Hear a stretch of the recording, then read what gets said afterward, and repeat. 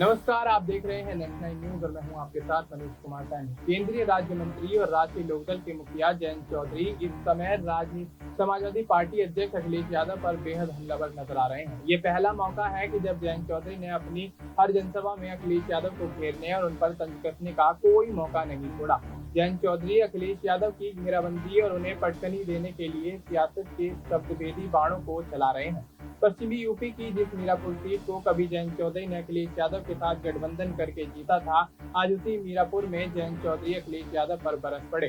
जयंत चौधरी अब बीजेपी के साथ हैं और अखिलेश यादव से अलग रास्ते पर निकल पड़े हैं। मीरापुर में राष्ट्रीय लोकदल के मुखिया जयंत चौधरी ने गंगा स्नान मेले और चुनाव की नई तारीख को लेकर अखिलेश यादव को सुना डाला।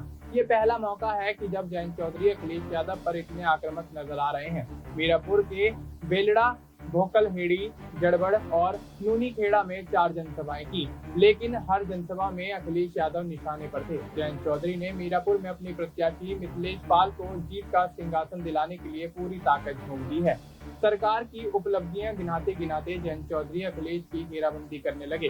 उन्होंने कहा कि अखिलेश यादव ने ग्रामीण परंपरा का अपमान किया है, उन्होंने लोकतंत्र का अपमान किया है। समाजवादी पार्टी चाहती थी कि गंगा स्नान मेले के दौरान मतदान हो। क्या अखिलेश यादव को गंगा स्नान मेले के बारे में नहीं पता है? क्यों उन्होंने चुनाव की तारीख बढ़ाने का विरोध किया? क्यों समाजवादी पार्टी नहीं चाहती कि गांव की वोट पड़े?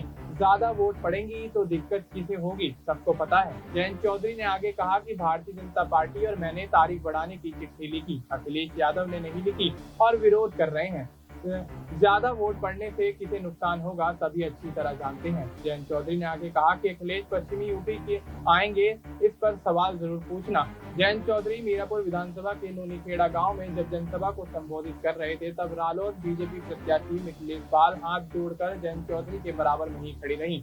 जयंत चौधरी ने कई बार मिथिलेश पाल की तारीफ की, सरकार की उपलब्धियां गिनवाई, लेकिन मिथिलेश पाल हाथ जोड़े ही खड़ी रही। जब जयंत चौधरी का भाषण खत्म हुआ, तब मिथिलेश पाल ने अपने हाथ खोले। लोग यही चर्चा कर रहे थे कि नेता हो तो ऐसी कि जो हमारे नेता के सम्मान में हाथ जोड़े खड़ी रही। एक बात और देखने वाली थी कि मंच पर बिजनौर सांसद चंदन चौहान भी कुर्सी पर बैठने के बजाय मंच के दूसरे छोर पर जयंत चौधरी के सामने खड़े रहे और जयंत ने कई बार चंदन चौहान की भी तारीफ की। रालोद मुखिया और केंद्रीय राज्य मंत्री जयंत चौधरी भारतीय जनता पार्टी गठबंधन प्रत्याशी मिथिलेश पाल को लेकर बड़ी बात कह डाली। कहने लगे एनडीए मजबूत है और मिथिलेश पाल दोबारा विधायक बनेंगी। पहले भी बाई इलेक्शन में भारतीय जनता पार्टी और रालोद का गठबंधन था, तब भी मिथिलेश पाल जीती थी।